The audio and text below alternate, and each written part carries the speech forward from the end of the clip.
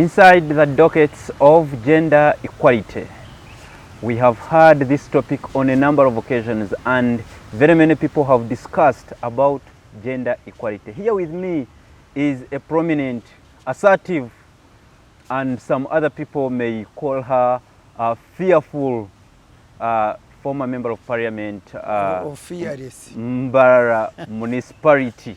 No. Hon.Dr. Miria Matembe is here to discuss with us the journey of gender equality. She has been very instrumental in fighting for gender equality, in fighting for women's rights, and at a later stage in life, when she, because of her instrumental work, she earned a honorary doctorate in fighting for women's rights. Honorable Dr. Miria Matembe, welcome to the show and thanks for allowing to speak to us. Well, thank you very much, Ian. I want to thank you for inviting me to have a conversation, I think, which I have had for many times on different media and like that. But usually it is a great joy for me to always talk what people want to hear from me. First of all, I want to make just a correction that I was a member of parliament for Mbarara district. My sister Winnie was the one member of parliament for municipality. Winnie Byanyuma. Okay. And actually, I don't know what you will ask me, but usually there are certain things which, when they come to my head, I want to say them quickly. You know, when I went to parliament, I was one of the first cohorts that benefited from the affirmative action of one woman district member of parliament. But what was very interesting, I went when I was one, and within about, was it 89-94, 89-95, my effective and vibrant work had achieved one of the objectives of the affirmative action, in that when we went to the Constituent Assembly, I was able to earn one woman on the main constituency, because what I had done had really opened the eyes of the public that women also can do it, and so they were ready to vote more women to go and represent them, and then also many more women were ready to contest for these elections, and in the end we got Winnie Byanyuma for CA, and after that down the road we were able, because Winnie Byanyuma and I were so vibrant, I think that was impactful and useful, that the next round we got Mary Mujenyi for Nyabushozi, for Chiruhura. So by the time I left politics, out of the 10 men that I had contested with, we had secured the 2 positions and we were 3 women by then. I wish we had continued in the parliament with that vibrancy. I think in Mbarara by now we would have secured gender balance in terms of member of parliaments being like 5, if they are 10, 5 to 5. I tell you, it was a great achievement. But ever since I left, they went back. It is now just woman representative per district. Before we take a deep dive in our conversation of today, I want to ask you this question before also it goes off my head. How do you see the quality of women representation in the parliament? Because there are many, but now let's look at quality. When we look at you and Winnie Byanyuma, it is like Ronaldo and Messi. But currently, how do you analyze the quality? Well, I'm not the one to examine them, because let me tell you, I really know few of them. But the way I examine them about their equality, for instance, when I go to Mbarara, whether I'm in church, whether I'm where, or in other districts, and I ask these people, do you know you are a woman member of parliament? They say, no, we don't know her. Many of them don't know them. I don't know whether it is their quality or it is the environment in which they are operating that has made them oblivious.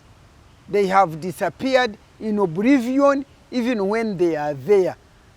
Have you ever had me disappear in oblivion? Because 19 years since I was in public life. I remember when my mother was still young, she hails from Mitoma, but she used to tell me that Miria, Matembe and Byanyima were vibrant, and they could make parliament more conducive and more vibrant. Nobody has matched that. Because but real have not seen any even in the those current who parliament. got contest Yes. in Mbarara, they usually tell them, will you be like Matembe and Byanyima?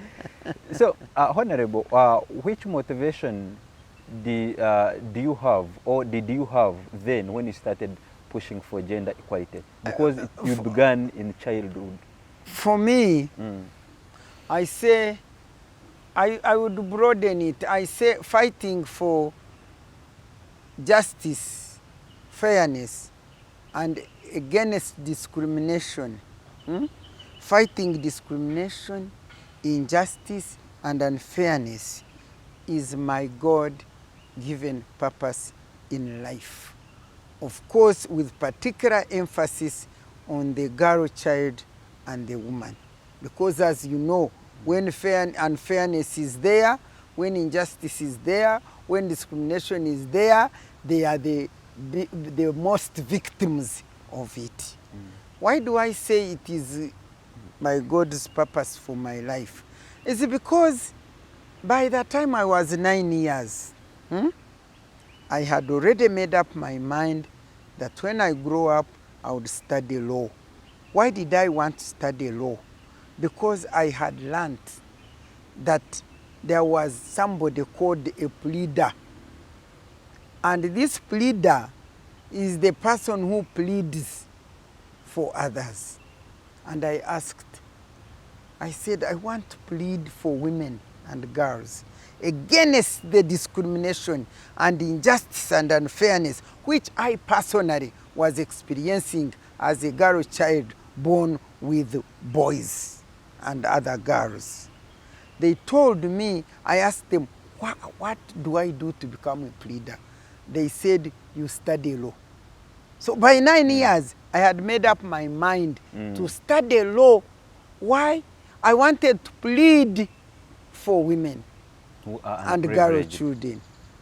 And I wanted to see what does the law say about this unfair state of affairs which I see, where a girl is not treated as a full human being in her own right, where she's looked at as a secondary citizen. Why do I say this? Because I grew up in a rural environment where we were 9 children, 4 girls, 5 boys. I was coming after a boy. My parents were not rich enough to raise all these fees, but they were good enough, civilized enough to put us to school. But whenever they would chase us away from school for fees, me and my brother, his fees would be found within about 2 days, maximum at least a week. But mine would take like 3 weeks or a month. Is that realistic, Honorable? To be found. What are you talking about? I think you are from the high class citizenry. Because if you are coming from a rural place where peasants who plant beans and sell and raise small fees, to find school fees for, we were 9. And I think by the time I was in school, the boy I came after, then the first sister and first brother, like 4 children, they all want school fees. And you think this peasant would get those school fees quickly. But why I stick to my brother is because I was near him, I was coming after him. So we would go to school together. I went to P1 before me. When he was in P2, I went to P1. But you know, when they would chase us away, they would find his school fees quickly and mine would not be found quickly. So you felt neglected. That is one thing I noted. And you are young, especially when God gave you wisdom you are bright or sharp. Yes. You know certain things. I think I was born sharp and bright. As I told you, God's purpose was already created, you know, for me. God knows our purposes before we are born. You so, believe in and then faith. on when my mother used to be a born-again Christian, so on Monday, is it Wednesday and Friday, there would be fellowship at the church. So that afternoon I would not go to school because I must stay home and take care of children. If he went to the market in the afternoon, I would not go to school, I would stay around. You can imagine. And all this time, the boy would be going to school all the time. And I could not ask anybody because these days they say children's rights. For us, you never discussed anything with your parent. They do what they do, they command you to do what you should do. They were final. They are final. So I would do, in my heart, I would feel bad. They are cheating me. Why shouldn't I go there all the time? And yet they were expecting me to perform as well as the boy who has better opportunities. That's why we say gender equality. We are talking of equal opportunities for each gender. Gender may be male or female. And gender equality means we want male and female to have equal opportunities of access to all facilities, of access to all benefits, of, you know, and access to get the fruits of their labor equally. You see, that's what we mean. But you could see that as far as education was concerned, I was not getting equal opportunity like the boy. So I wanted to see what does the law say. And once it says things which are not right, then I used to have a dream in my heart where I would stand on a big hill and call all the girls and women in the village and say, you women, you girls, come, let us refuse. We are cheated. Let us resist. Me, you talk of resistance movement. Resistance is in my heart against injustice and unfairness. And to cut the story short, when it's long, I will tell you anyway. When I finished, my brother repeated, I went, irrespective of discrimination, I did very well and went to senior 1 in Weranyanji. Yes. For him, he repeated because he had got B.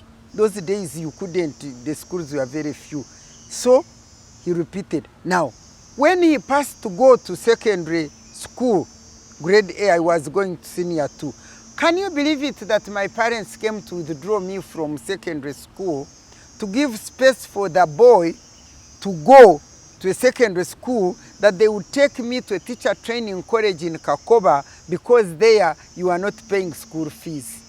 Can you imagine? You have already seen a bright girl who is ready to beat all the environment and do well, but still you prefer the boy whom she was beating in class despite all the opportunities.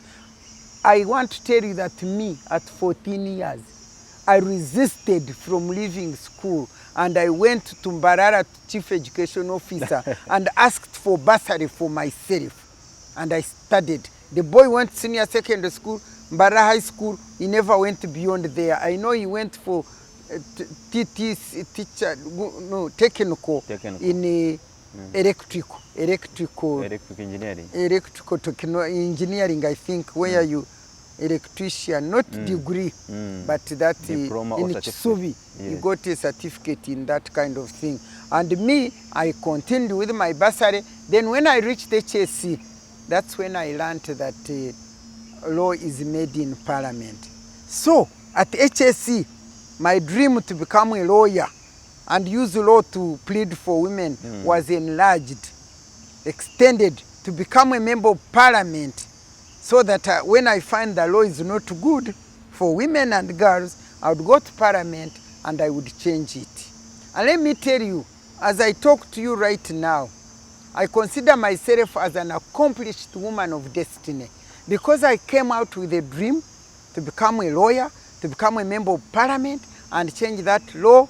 Little did I know that I would end up being a doctor of laws, with the first degree in law, second master's degree in law, then doctor of laws, and then that I would be one of those few people who would make the fundamental, the mothers of all the laws, the fundamental of this country, the Constitution of Uganda. That I became a member of the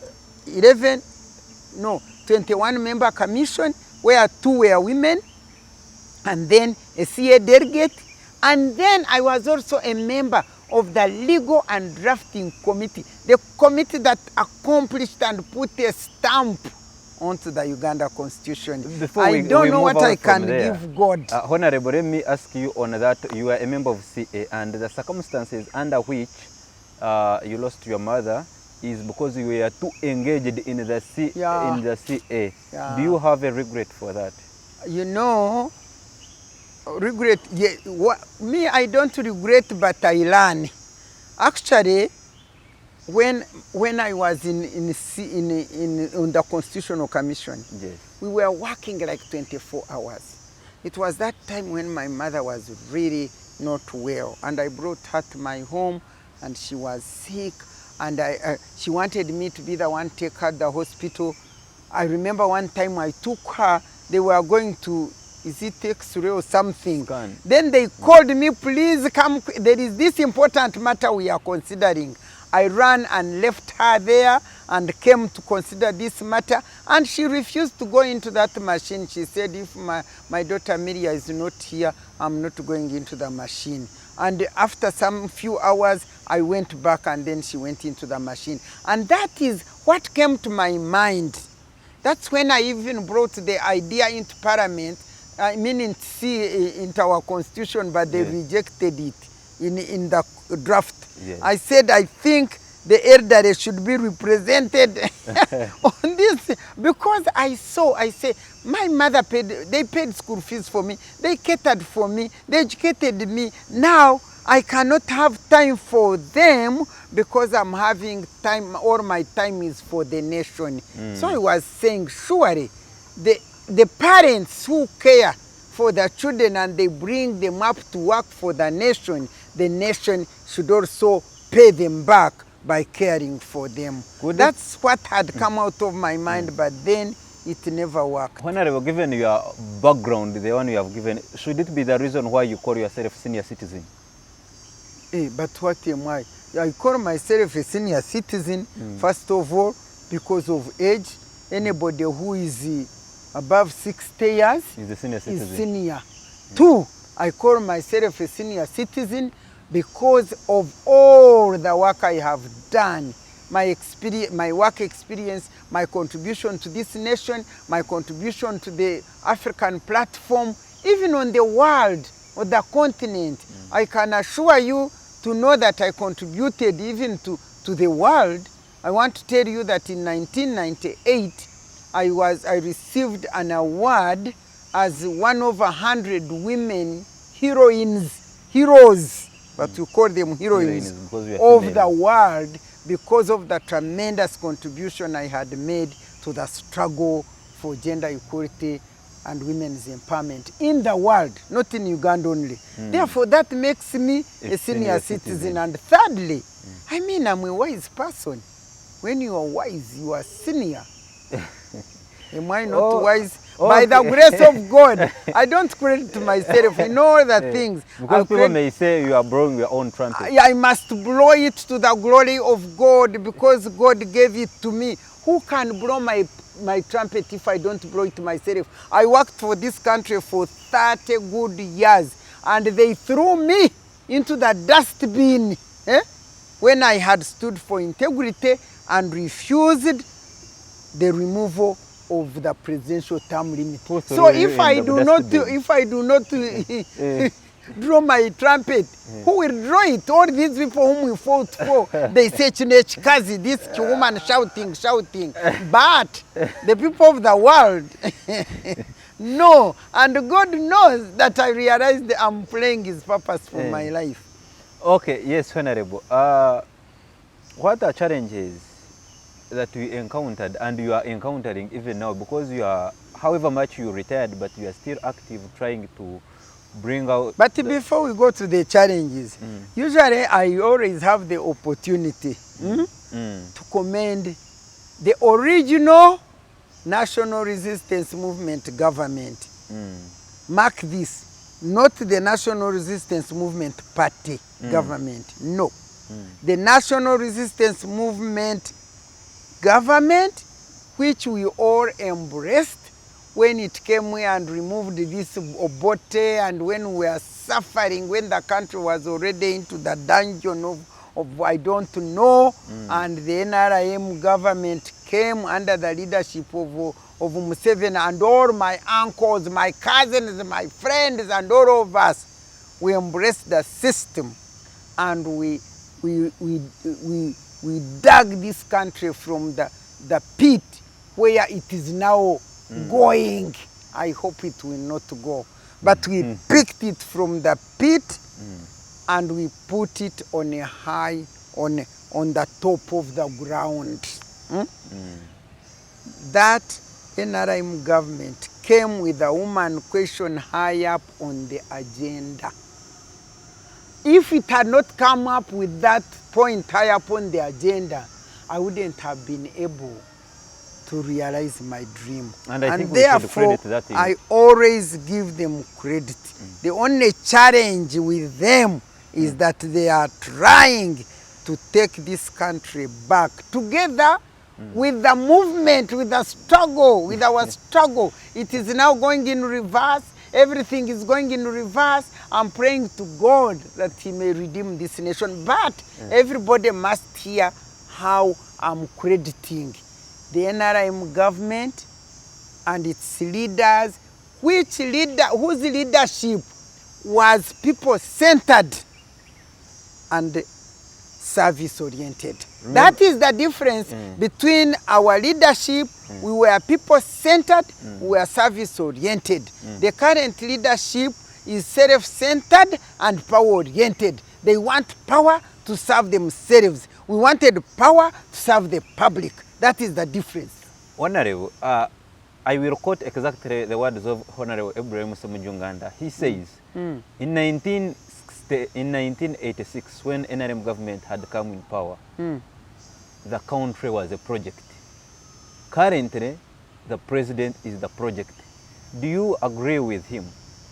The country was the focus. Yes, the country was the focus when they had come. That's exactly what I've just told you, that we were people-centered, driven by service to the people. If that is the language he's saying, we were driven by service to the people. Now, the current leadership is driven by power for its self-centeredness. There is no people, there is no service. Those two crucial words. No people, no service. What's the ruin that's been after bringing the country to the top? You see, human beings, even God says it, the devil is a liar. The devil comes to steal, to kill, and destroy. Yes. The devil comes in people's mind through different ways. One of the things that the devil comes through into leadership is power. When you get power and it fills your brain, you forget everything else. The other thing is money, resources, materialism. When you start enjoying money and these big resources, they enter your head, they cover your brains. The other one, of course, which they say is sex. It is the one also which destroys prominent leaders. And when you look into those leadership I'm talking about, those three things are there. So whatever, for instance, our president came running with people, when, and I told him one day, will you make that out? I told the president, two of us, when we were there together. One-on-one? Yes, when he was wooing me back to go back after they had removed the term limit.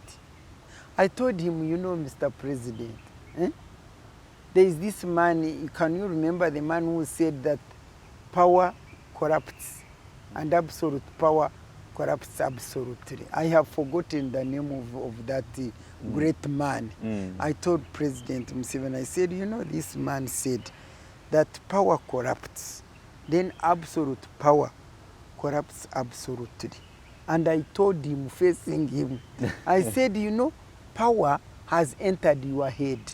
and it has eaten all the brains and has finished the brains, and it is sitting there in your head. What did he And he respond? told me, Matembe, now you are saying it is power which makes me do what I do. I said, what do you think it is?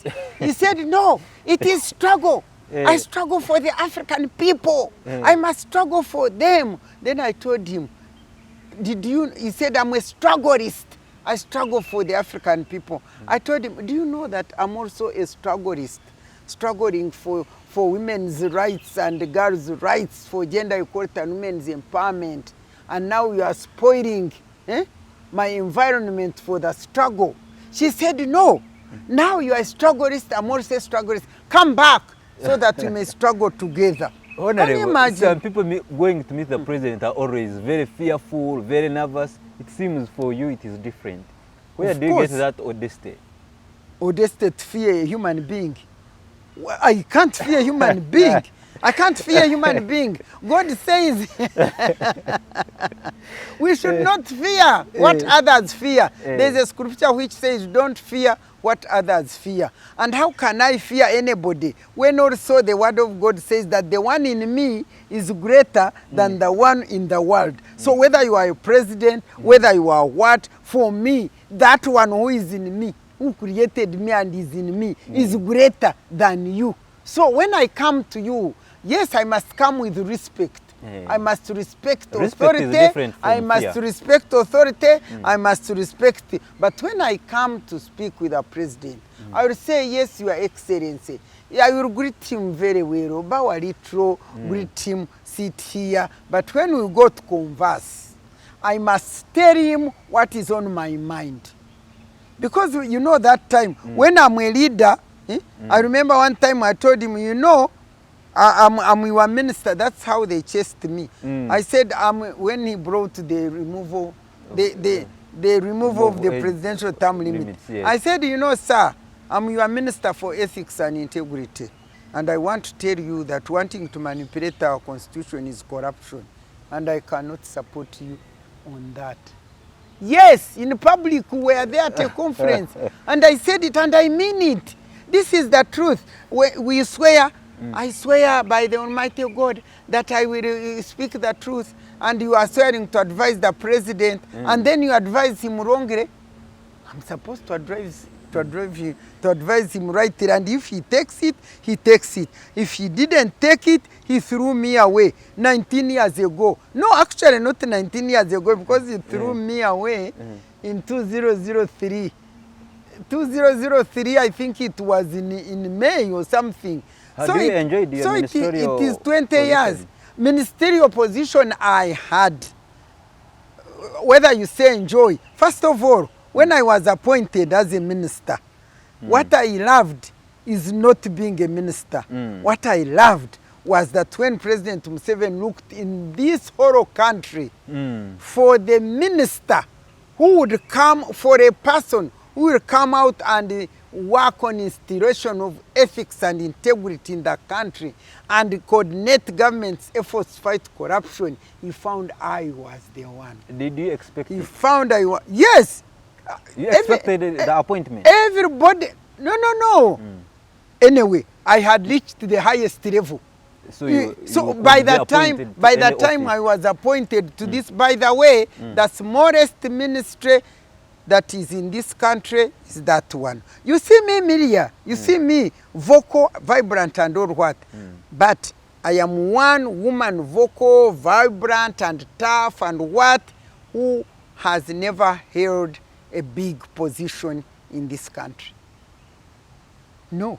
And you know the name precedes me, but I've never held a big position. We had first minister, vice president. We had first speaker of parliament. Now we have first minister, prime minister. We have 3 women prime ministers. Miria Matembe Puaha, just a member of parliament of Uganda. The bigger, larger was to be a first member of Pan-African parliament and the first minister for ethics and integrity. There was no ministry.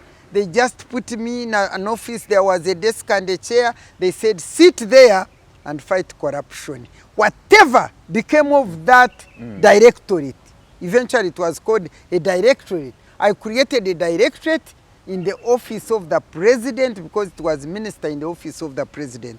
So I created a directorate for ethics and integrity in the office of the president.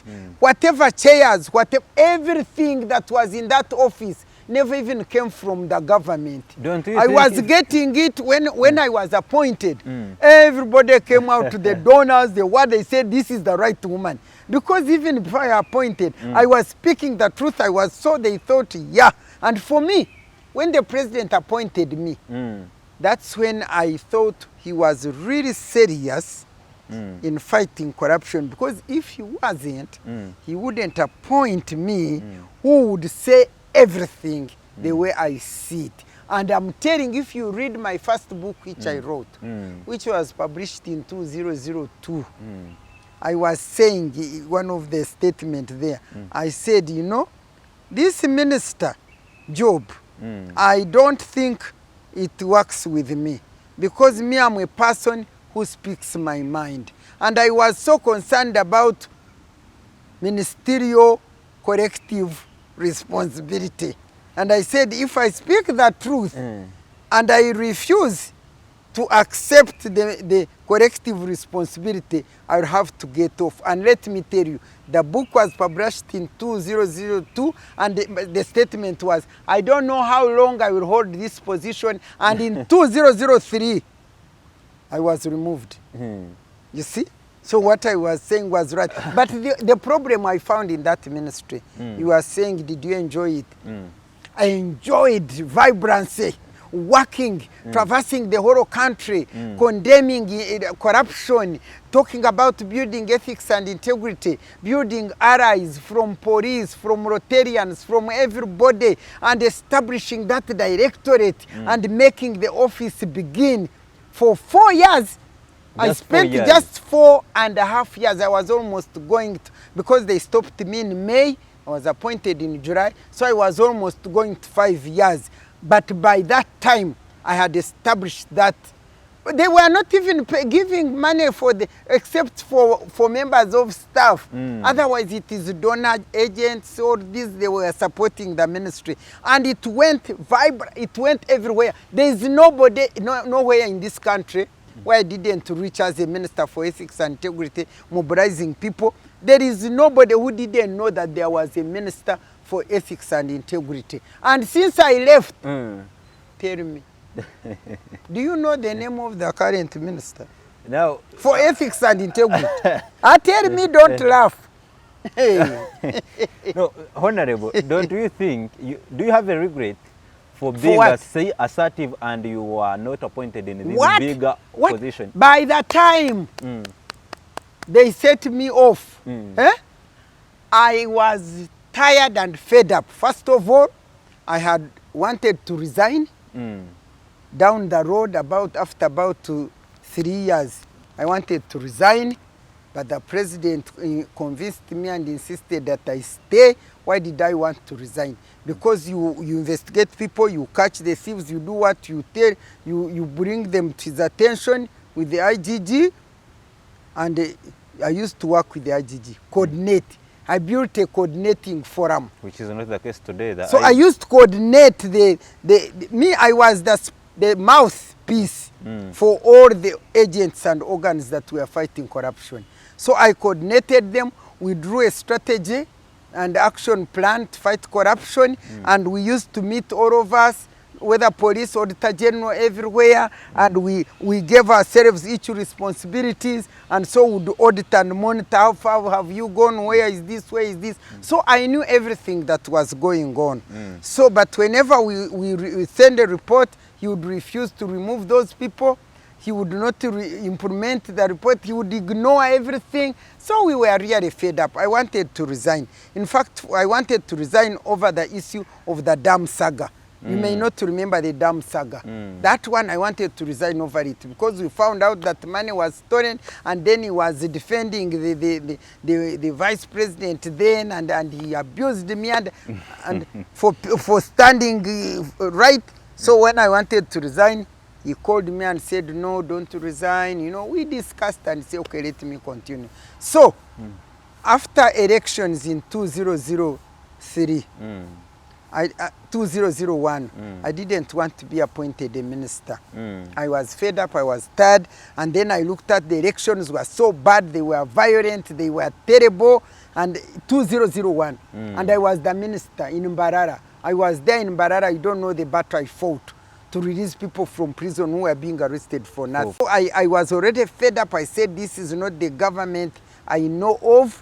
This is not where I want to serve. So when he appointed me, without even telling me, I had the name being read, and I thought they would not read me because I had done cantankerous things, removing people from prison whom they had put there. I had, so I thought they would not appoint me.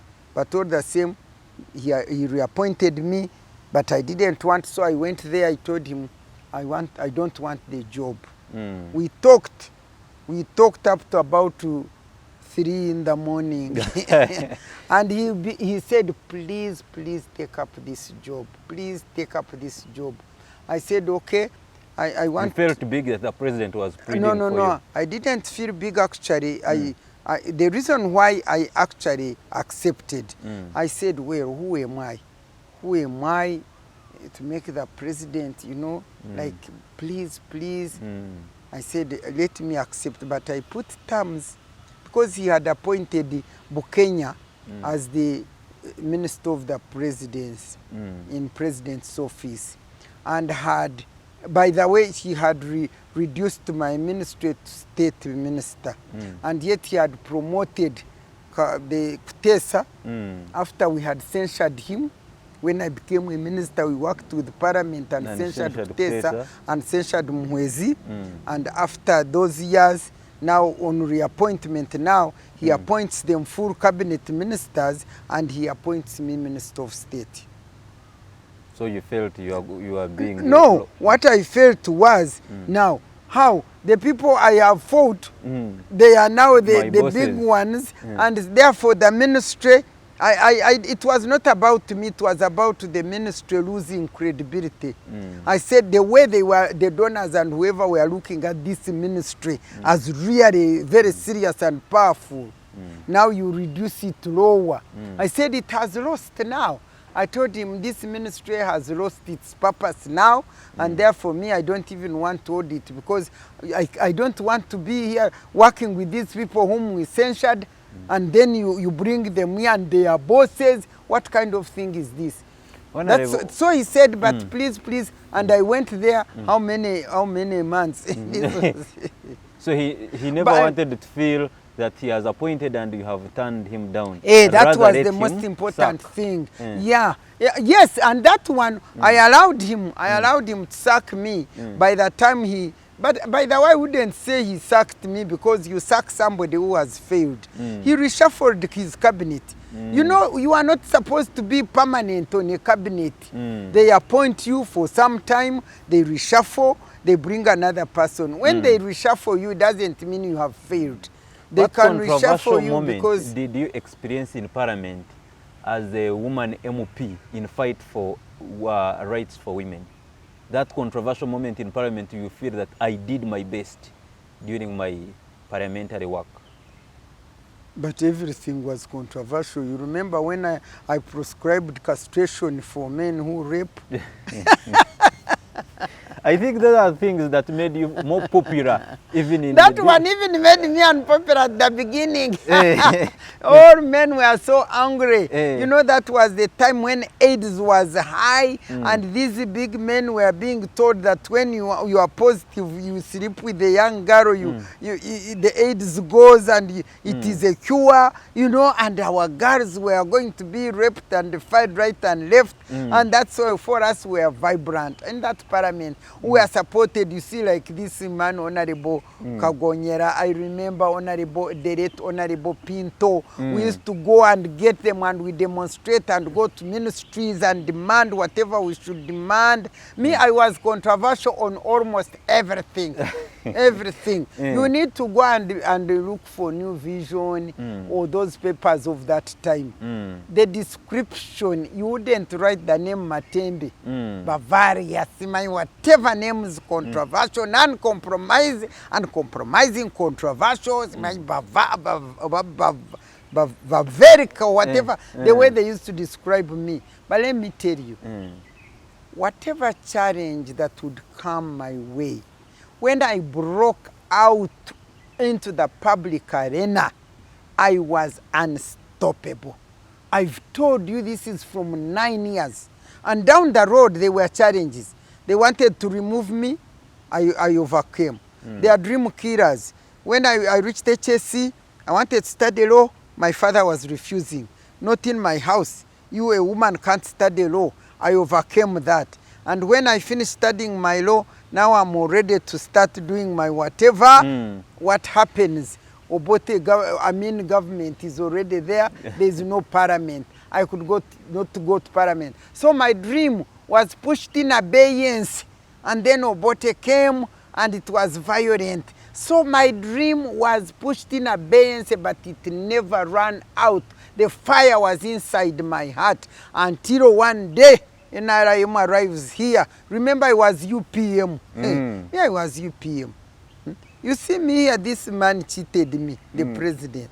I was, president was also I was in formerly. UPM. He was in UPM. When we came here, whom did he give positions? The DP, this Kazwe was DP, Kadaga was DP. They were DP, and they were by age. I was older than them. Even by profession, working, I had more experience. But imagine, I worked for all those years until when I was about to leave, he said, let me give this woman something called ethics and integrity. But it was the best of all, and I don't regret because God had a purpose for me.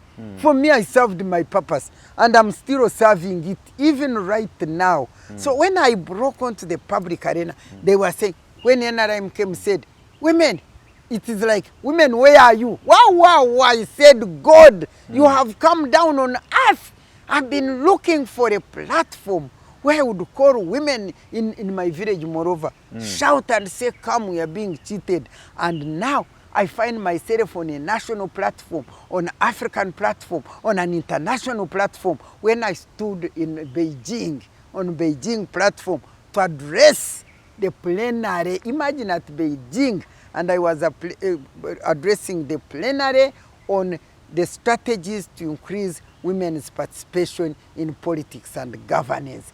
I was sponsored by UN, and I stood, and Winnie Byanyima spoke in the morning, and I spoke in the afternoon. And people said, Banangi, these Ugandan women, and then they were told, after all, there is the vice president coming. Then they said, hey, if these two women are not, and by then I was not a minister, we are ordinary members of parliament. But very vibrant. Vibrant, and knew what we wanted. We knew what we wanted. What incredible achievements do you take pride in? Achievements? Yes. Let me tell you. By the time I went on the public platform, yes, the women of Uganda were nowhere in public arena.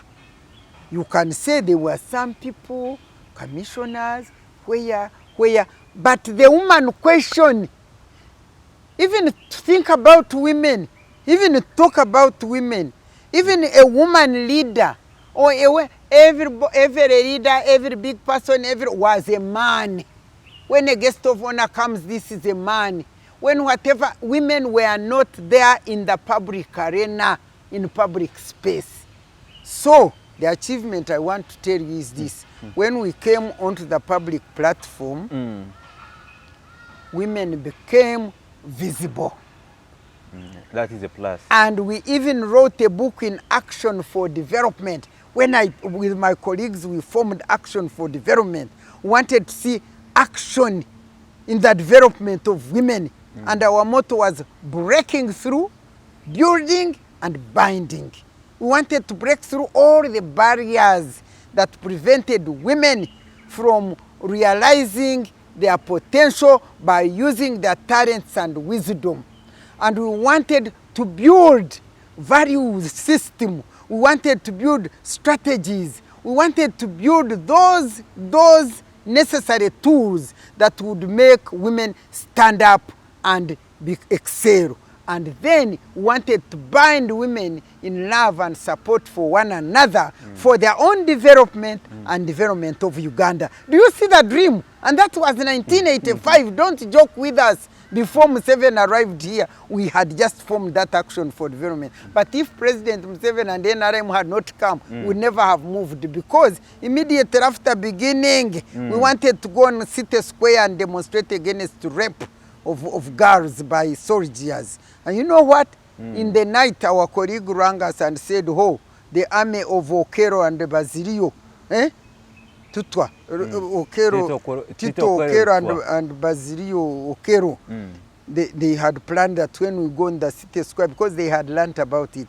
they would come and rape us. And for sure, we didn't go in the City Square to demonstrate, but we went along the shops to see whether it was true. And the army were there waiting for us. So if NRM had not come, we wouldn't have made it. So action for development, breakthrough. Eventually, we wrote a book called Visible at Last.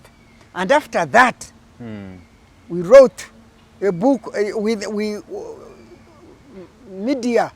You remember women's radio, is it Mama FM? Remember Mama FM? Yes. When Mama FM was established, I remember when I went to launch it, I in my statement I said audible at last. So we became visible, then we become audible. And then with Forward, before I left the scene, with Forward we wrote a book called The Rising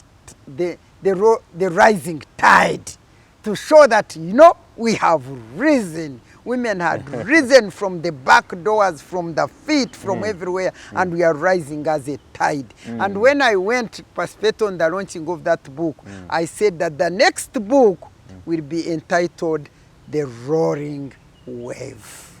Unfortunately, and sad for me, and what kills me, the wave never roared. If I can explain, I don't know whether you have ever seen an ocean. I have. In an ocean, the tide rises like this. When it reaches here, it roars. And when it roars, the water goes beyond the ocean. It goes onto the other land where there is sand there. Now we had thought that now the women have risen up like this, they are going to roar and reach the rural women and reach everywhere, so that the women and the girls of Uganda would all rise and get their potential fulfilled and use their talents and wisdom to develop this nation. But unfortunately, it didn't happen. The tide was hit in the middle of the ocean, and the water fell there. That's why you see, even right now, the girls under 12 are being given out for bride price. And it is okay in public. Marriage. And it is okay in public. By my time, it was not okay, I'm telling you. I arrest you, you are joking. That's why gender-based violence has increased. That's why men are now, like in the house, many of them, they are fearing even the empowered women. Violence is high up. The girl child is being abused right and left. AIDS has increased among the adolescents. And they say because of poverty, because they give them the kachapati. So the wave never roared. What advice can you give to women who have taken up your mantle of fighting for women's rights? You see the problem? Yes, there are still women, even in civil society organization. You know, for me, my background was from civil society organization. I started to fight. I went to Mothers Union in Ruzira. There, I found they were not with me. Me, I was far beyond. I remember, even you remember this late Mpanga Bambe who was gone, rest his soul in peace. We ran on the shoulders of those women. I need also, I'm glad that I have remembered. I must say that we are not the founders of the women's movement in this country. Me, I'm a daughter of the women's movement. People like Joyce Mpanga, like Florence Rubega, like the Karema, Rhoda Karema, Sarantiro. There are many. I can't remember. They fought together with the men for our independence. But after that, as usual, the men take over, and when there is violence, women do not participate effectively. But of course, they remained pushing on, but the environment was not conducive for them to fly. So when the environment became conducive and we went on the public scene, I remember we used even, Muchara Mpanga used to say that, you Miria, go slow. What's wrong with you girls? You know, we are young, but our speed, we were vibrant, firebrand, and our speed was too much. And I remember telling her, Mama Rhoda, the Baganda has a proverb that even the child whom you have produced can drum, and you dance. Beat the drum and you dance. Yes. No was that day. And I thought that we have come to drum for you. And I usually say, I'm so glad that they accepted us to drum for them as they danced, until we also now joined the dance and we danced and fired the movement ahead. And we remained with them. And up to now, even by the time Mama Rhoda Mpanga died, whenever we would call, and Mchara Rhoda Karema, they would still come and join us. But I blame my colleagues, my category. Whenever these women NGOs call me, I find myself alone. When I say, where are my contemporaries? It seems my contemporaries on this battlefield, they have gone. I don't see them. But the reason why, one of the reasons why I don't see them is because the political environment has become dangerous. It has become fearful. It is scaring. If women come out, they tear gas them. You come out to say anything. You can imagine a woman like me being stripped naked. No, it is not good. So the environment is not good. But what I want to say, the women now in NGO are trying. But again, corruption, high morals, high levels of moral degeneration and ethical value destruction, because no more ethical values. Morality is high. Now this has corruption, materialism, greed for power, self-centeredness. All these have conspired together to suppress the voice of the women to run with this struggle. The people are fearing for their jobs. People are fearing for their lives. People don't want to be vibrant like we were. And so things are on reverse. And yet, we handed the mantle to them. But times have changed. Self-centeredness, greed for power, and thirdly, no passion. What drives a person into leadership matters a lot. I was driven by my passion to fight for justice, fairness, and gender discrimination, to fight that. And so what made me run with my passion, by the way, my courage to run with my passion does not even depend on any position. For me, you open environment and you see me. Now, here I am. I'm still here.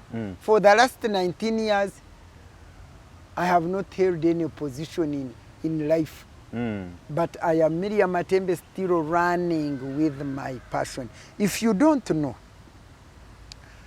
I cannot finish a week without like 2 calls of whipping women because of defilement, making their girls pregnant when they are young, chasing them out of families, their marriages, denying them their children, taking their land. The other day, I have a call. My home is like the office now. They come knowing that when you reach Matembe, your problem is sorted. And the thing traumatizes me. It traumatizes me because here I am. What can I do? Because you have no office, you have no power, you have no... But why I thank God, the power in me you have natural power. Is much more than the power in those people holding positions. Because me, I don't fear losing any job. Even these members of parliament, in their constituencies, when they rape girls or they beat their women, they ring me and tell me, Matembe, we have this problem. I pick it, I run with it. Because for them, they are fearing for their jobs. Do you think we can get another Matembe in this current parliament? Do we have any in this current parliament, this Sarah Pendi, don't you hear her? She tries. But at least she's like half Miria Matembe. No, you can't be Matembe. Matembe is one. And Winnie is one. And Kadaga is one. And each Kazwe is one. Because each of us are individually created with different purposes, with different talents. Different talents, different skills, different purposes. So each of them, if each of them can play their part, they can. For me, I want to tell you that I have continued to influence whether young people, whether the women, whether the girls. I don't sleep. Every day I'm addressing a meeting. Every day it is not easy to catch up with me. You see, it was difficult even with you. It is not easy to catch up with me because I am busy working, because Jesus said, as long as my Father lives or works, I work. So me, I walk in the footsteps of my God. Jesus Christ worked. He had a vision. He was ready to die for it.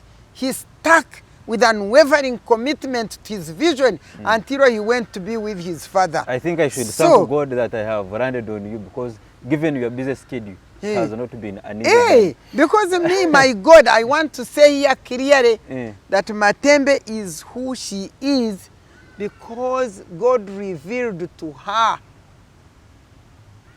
her identity. You can only be confident, be powerful, and influential based on a strong sense of identity. My identity, I stand in my God who created me for a purpose. Let me tell you what matters in life. And I want people listening to me. Those people who are involved in corruption, materialism, all that nonsense, pride, arrogance, and all that, significance. I see, when you see the Speaker of Parliament these days, I was at the entering the Parliament there. They stopped. They said, "Stop here, madam." I said, "What is the problem?" They said, the Speaker is coming. So I stood by the side. And what do I see? Vehicles. I thought the President was entering the Parliament. So I think there are about over more than 10 vehicles coming. Shoo. Hey, I said, "What is this?" They said, "This is the Speaker." I said, "What?" But I have ever been into this Parliament. I have ever seen distinguished, elegant, and eloquent speakers. Wapakabro, Ayume, Sekande, Kadaga, whereas are you even Oranye? I have never seen this kind of pompous. Is it pompous or pomp? But you are fighting for rights for women. No, wait. Rights for women, it means pomp. What are you talking about? Rights for women does not mean self-significance. No. But I looked at this self-significance and I want to tell them, you people, women and men in leadership, who are dying with self-significance, materialism, riches, importance, let me tell you, life does not exist in positions and possessions. I can assure you. Life exists in knowing who you are in God, knowing the purpose for which He created you, and serving that purpose in such a way that your service will give God glory. positions and possessions are given to us by God so that we may use them in service of his people.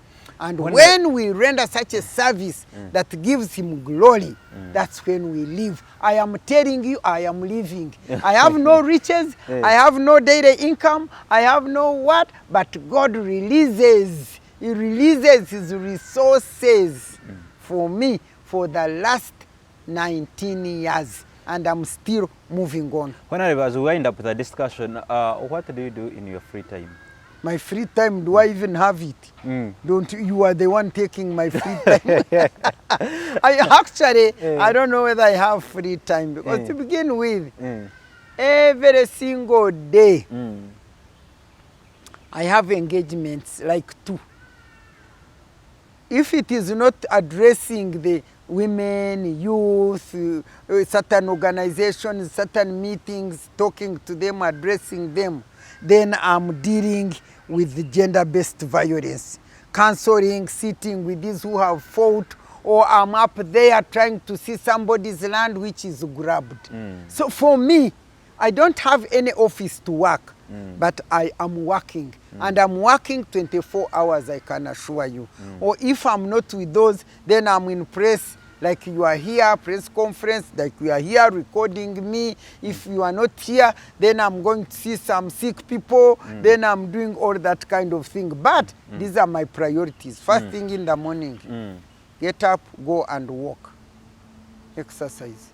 After that, come to my altar, seek my God, read my word, pray, and finish. After that, breakfast. After breakfast, things begin. You're operating so, like a rich person. When I get some extra time, is for reading. Reading books, reading. So my extra time is for reading. I go, then I have time also for my life, for I haven't gone swimming for a long time now, but I used to go swimming. Now the rain disturbs me. I go to sauna, I go for massage, I go for exercise, turning tables, to keep myself in shape and happy. Fit. Thank you so much, Honorable, for giving us your time and for allowing to speak to us. You are welcome. We have been speaking with a senior citizen representing ladies, and for the past 30 years, she has been in public scene. At least her work is immensely appreciated. Thank you so much, Honorable Miria Matembe, for speaking to us. Ivan Tukundane, and this is The Ivan Show. IT Media. Empowering truth, inspiring change.